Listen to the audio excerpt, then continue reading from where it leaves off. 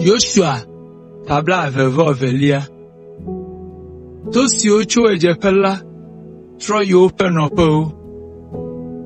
Azonla Yoshua yo Ruben fe vieux, ple Gad fe vieux, ple Manasse fe topa fala pour fui. Eglona obe miewo nusianu si Mose. Yehowa fe dolado na mi be miao. Miewo nyese okatan haji. Miegle mianovi Israel vi bubu odi pogwede o. To gbobe avala khoyi didi ade alia ha. Azonla Yehowa miafe maola na jidudu ple jijomi abale si odongbe ene.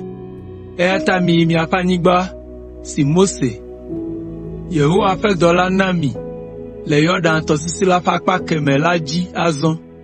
Mi kpo gbobe mi yi sesio Mose dena mi la wawoji. Mi lo Yehowa mi zore dodo si wo de mi afa agbenono nwulanu. Mi lede Yehowa mi afa maolan mi asugbo ekple mi afa jiblibo ple mi afa lubo blibo. Le si amegbela Yoshua irao eye odo de ofa anyigba oji. Mose cho anyigba na Manasse fe to afa la le Basan. Yoshua na anyigba la fe to afa le Yordan tosisi la fe toro fe kpaji plo novi ŋutsuwo. Esi Yoshua do da feme la edo mo kple yaira nyasiawo be nyigbo yi miafa fewo me kple miafe kesinɔnu gbogboawo, lãha gãwo, klosalo, sika, akɔbli kple gayibɔ kple nudodo gbogboawo. Mima afunyinu siwo mieha le miaƒe futɔwo si la kple mia nɔviŋutsuwo. Ale Ruben ƒe viwo kple Manasse ƒe viwo ƒe afã la dzo le Israelviwo ƒe aʋakɔ la me le Silo le Kanaan nyigba dzi. Wotso tɔsisi la heyi woƒe anyigba dzi le Gilead. Ke hafi woatso Yordan adzo le Kanaan nyigba dzi la, wotu ŋkuɖodzikpe gã aɖe abe vɔsamlekpui ene be ame sia ame nakpɔ. Ke Israelvi bubuawo se nu si wowɔ la, woƒoƒu aʋawɔla aɖewo nu le Silo be yewoawɔ aʋa kple yewo nɔvi Israel ƒe to eve kple afã ma me tɔwo. Gbã la, Israelviwo na Finehas, nunɔla Eleazar ƒe vi, kplɔ ame dɔdɔ aɖewo tso tɔsisi la, eye woƒo nu kple wo nɔvi Ruben ƒe viwo, Gad ƒe viwo kple Manasse ƒe viwo ƒe afã la. Ame dɔdɔawo nye Israel ƒe amegãwo. Ame ɖeka tso to ewoawo dometɔ ɖe sia ɖe me, eye wo dometɔ ɖe sia ɖe nye hlɔ̃ aɖe ƒe kplɔla.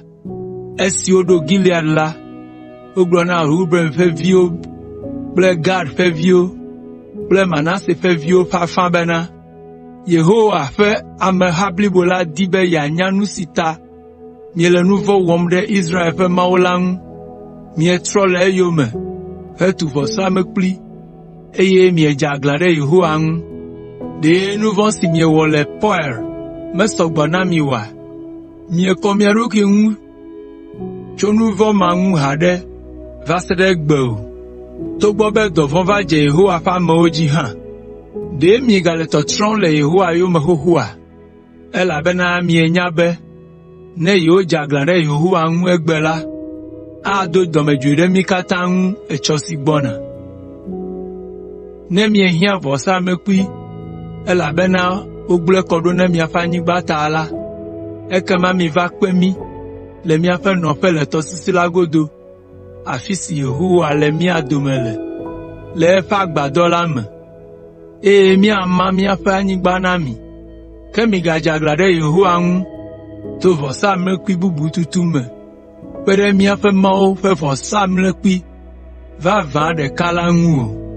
Ɖe mieɖo ŋku dzi be esime Akan, Zera ƒe vi, wɔ nu vɔ̃ ɖe Yehowa ŋu la, wohe to na dukɔ bliboa, kpe ɖe ame ɖeka ma si wɔ nu vɔ̃ ŋu o mahã.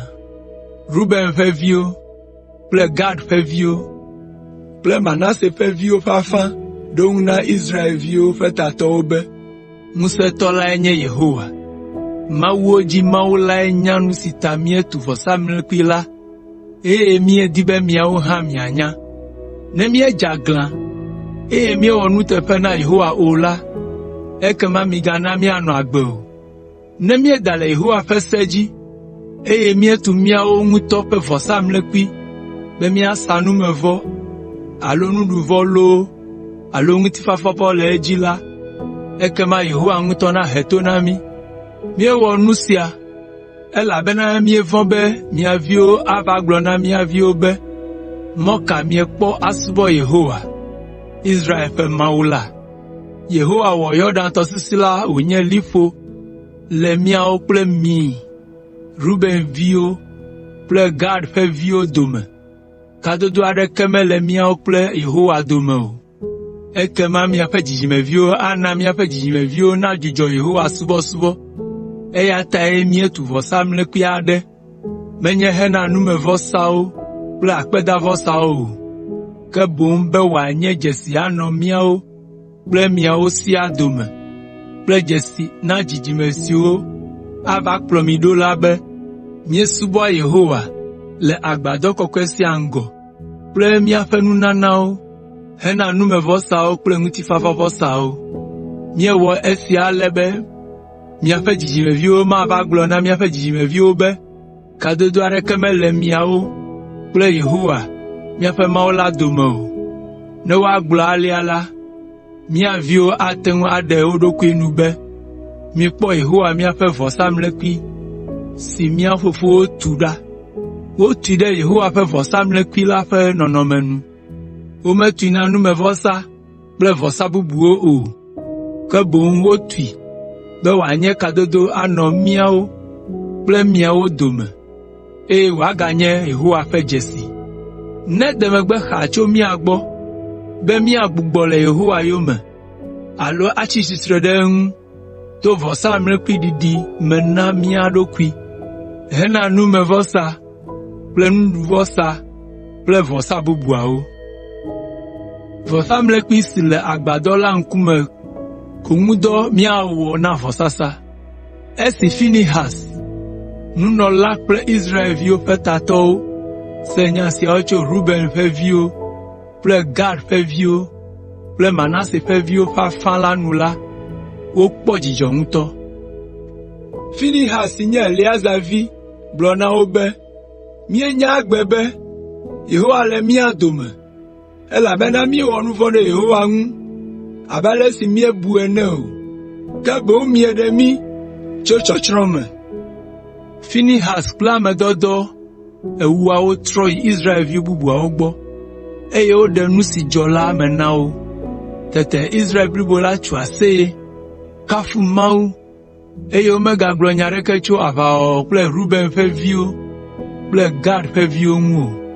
Ruben ƒe viwo kple Gad ƒe viwo na ŋkɔ vɔsamlekpui la be ɖaseɖiɖi ƒe vɔsamlekpui, elabena wogblɔ be vɔsamlekpui la nye ɖaseɖiɖi le míawo kple woawo dome, be Yehowae nye míaƒe Mawu.